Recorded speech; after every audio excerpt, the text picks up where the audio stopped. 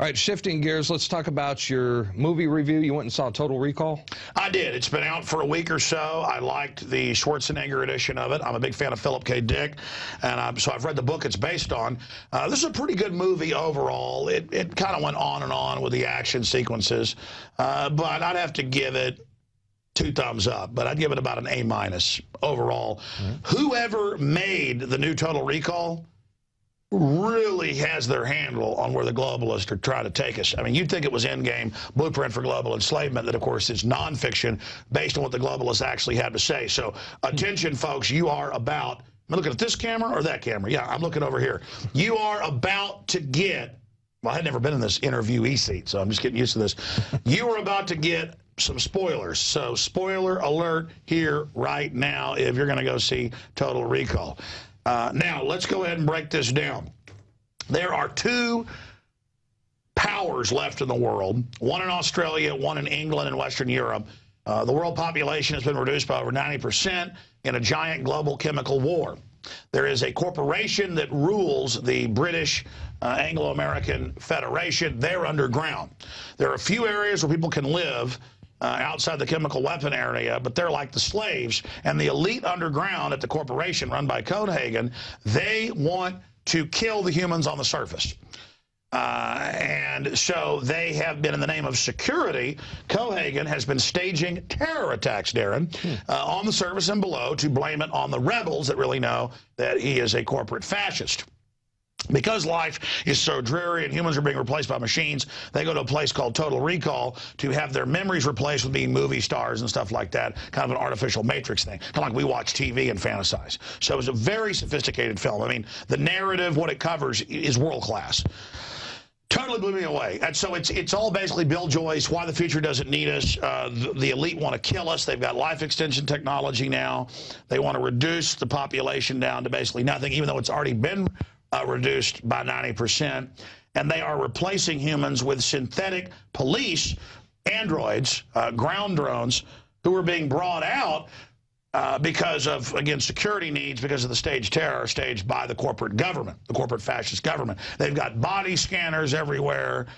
They've got behavioral manipulation. So you can look at it 2 ways. Either they're warning you in this film or they're acclimating everybody, because it's body scanners everywhere, total police state, SWAT teams with the robots, giant armies of robots, Copenhagen staging attacks on himself to roll them out and kill the humans on the surface. He's claiming the bombings are being carried out by this federation that's more free, based in Australia, and that's Asian-dominated or Chinese-dominated.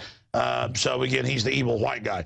So there's also that narrative to it. So it operates on a lot of levels. There's a basic mind control level to all this about compartmentalization, which does come from the original PKD book written in the 70s. They get extremely sophisticated. It deals with a lot of other levels. It's just, this is an amazing film if you want to know what the globalists actually have planned for us. But seeing that drone out there this morning, and the fellow I was talking to being compartmentalized and understanding submarine ships, spacecraft, aircraft, jobs, everything's being replaced by machines. The globalists have decided we're not needed. Human life's always been cheap, but now it's actually a negative for the globalist. That's why they're gearing up a panopticon digital police state control grid. By the way, the robots they have in this are actually what the Japanese and U.S. governments and corporations are developing. The combat robots, the police sentry robots, are actually the model of what they want.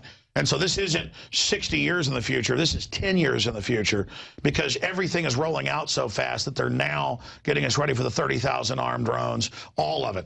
And they've got air drones as well. So that's basically it. You know, I wrote notes because I didn't know I'd do a full review here on Alamo Draft House, little order cards, you know, the great national chain that started here in Austin. And there's a lot of other points, but that's basically it. You have the underground corporate government staging terror attacks on those on the surface to blame the domestic group and their foreign enemies who take freedoms, and their final goal is to exterminate basically almost everyone. There's been a global cataclysm because of the countries warring with each other. It is pretty darn thought-provoking, to say the least. It is a dystopia. It is the dystopia that the controllers are trying to bring us into. Well, Alex, it sounds like Minority Report meets 1984. I'm definitely going to have to go check it out. So yeah, and give us your take on it, because I mean, there was a lot more that I haven't even gotten into here because I was writing notes in the dark. Sure, sure. So yeah, I'll go see it this weekend, perhaps. Hey, thanks for coming in. Hey, you bet. By the way, we've moved your stuff to the bathroom. Oh, is Janet there? Well, she lives in the toilet bowl.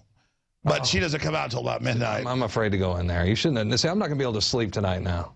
It's going to. Actually, you can tell your kids if they're not good. Janet Napolitano comes out of the toilet bowl. Oh, I like that angle. She's like Mrs. Hankey. Yeah, yeah. You know, from the South Park. Yeah, he's on to something. You know, you shouldn't defile Big Sis. Yeah. Hey, but if Big Sis is moving guys' stuff to the bathroom and doing all this, isn't that a good thing?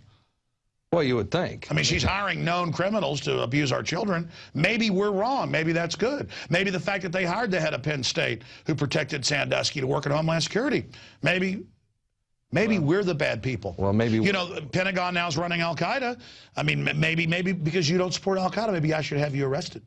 I'm sorry, what were you going to say, traitor? I don't know. I'm an extremist, so I don't know. I don't know if you should be talking to me because, according to the FBI and Homeland Security, I am an extremist. Just going to warn you. Just want to let you know. Well, I stand by Janet Napolitano.